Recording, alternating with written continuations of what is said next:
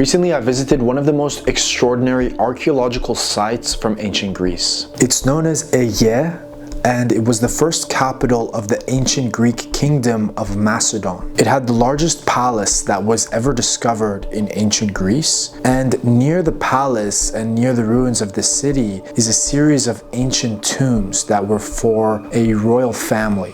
The tombs are believed to be the burial place of the family members of Alexander the Great, including his son and his father, Philip II. Philip II is most famous for being the father of Alexander the Great.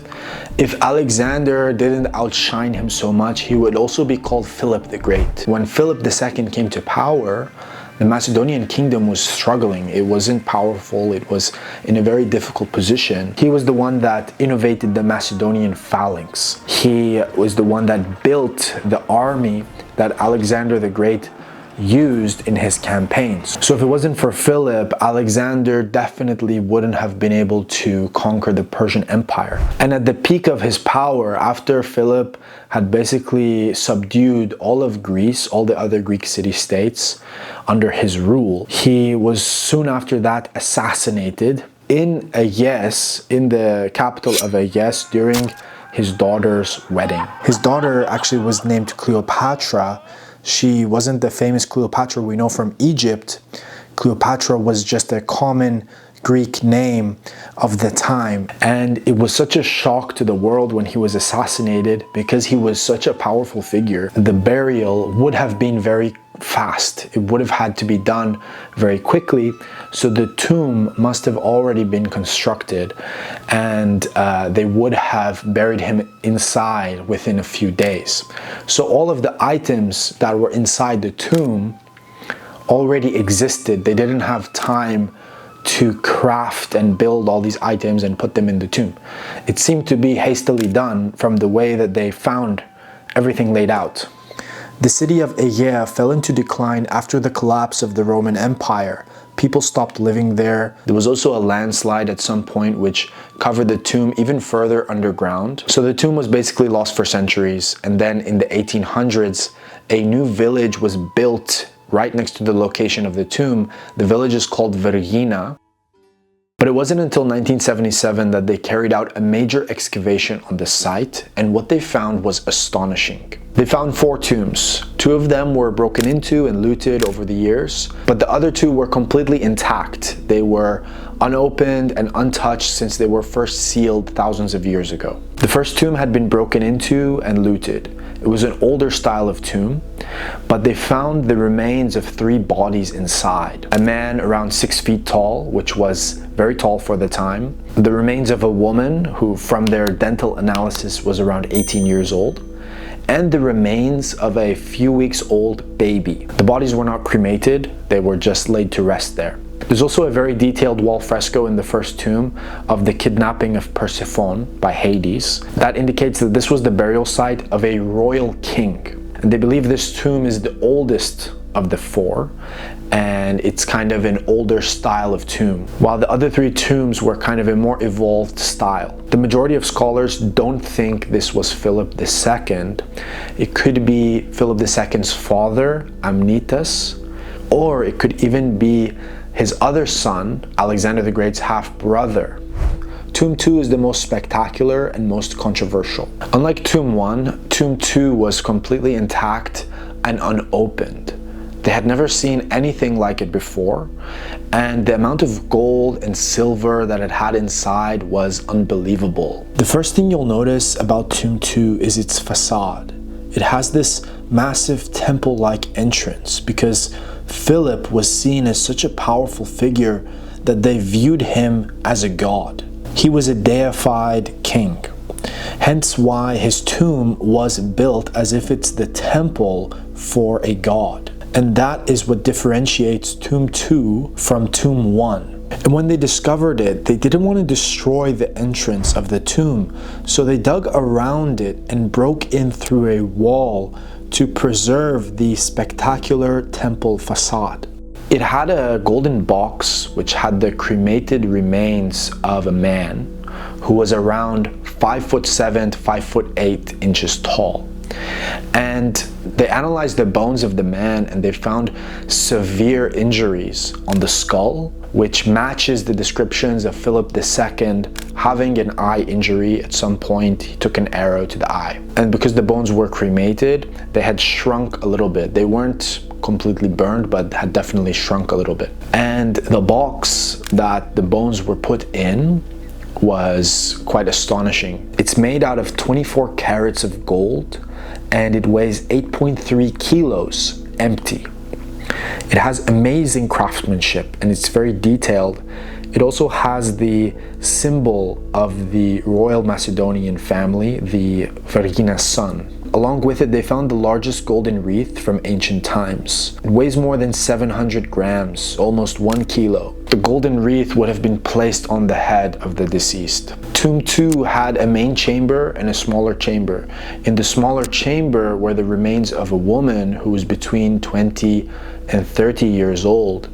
And strangely, in that tomb, they also found a quiver, a Scythian-style quiver, and some Scythian-style artifacts. And the reason they know it's Scythian is because they found similar-looking quivers in southern Russia and Ukraine. It's intricately designed and depicts the scene of a battle, which is probably the sack of Troy. And they think that maybe possibly because Philip II had so many wives, he had around 8 wives throughout his life because of the different political alliances that he had. One of his wives might have been Scythian, might have been from a marriage alliance with a Scythian king. And in their culture, it was normal for the wife to commit suicide and be buried with the husband when he died.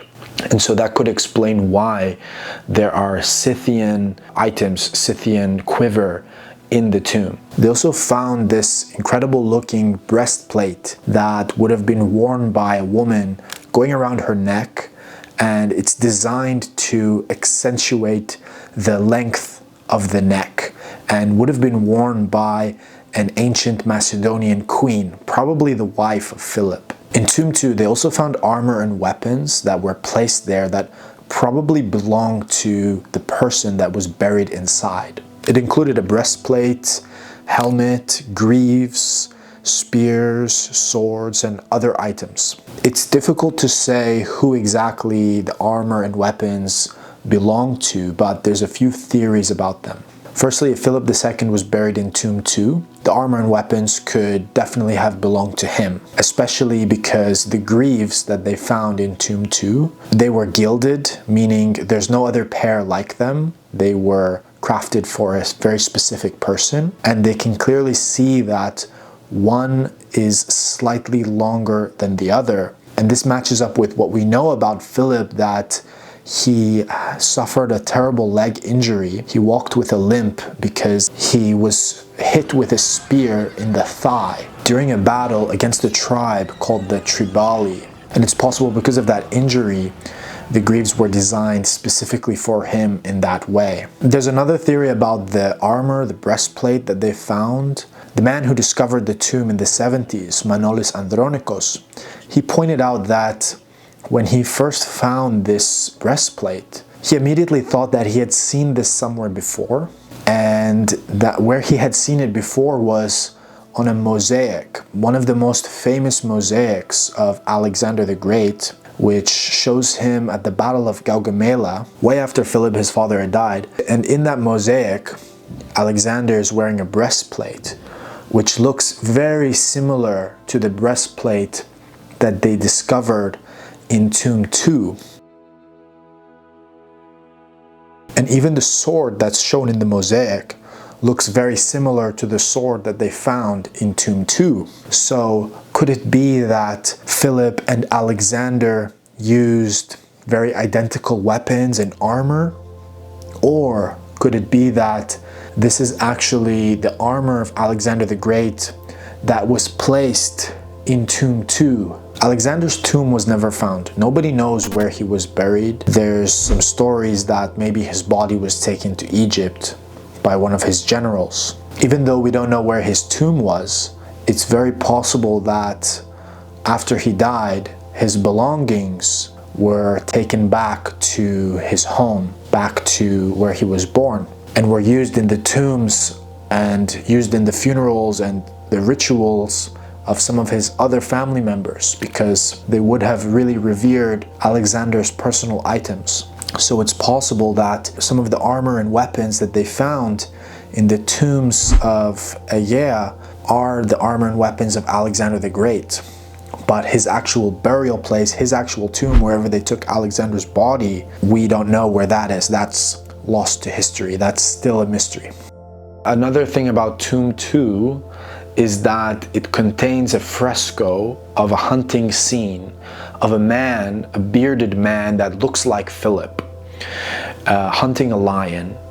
And on the left side of the scene is a younger man with long hair coming in, looking glorious, who is clearly Alexander. It makes the most sense for Tomb 2 to be of Philip because of that fresco. Why would anyone else have a fresco of, Alexander and his father on a lion hunt? It makes the most sense for Philip, who was an avid hunter, and Alexander was his son.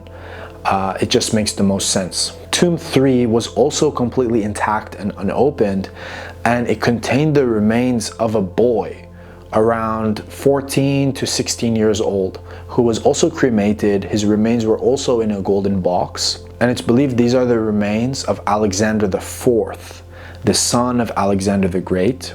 When Alexander died at the age of 32, he had a young son. His son grew up, meant to be the heir, but eventually in the power struggle that ensued between Alexander's generals, they ended up killing Alexander's son, and he was buried in the tomb with the rest of his family.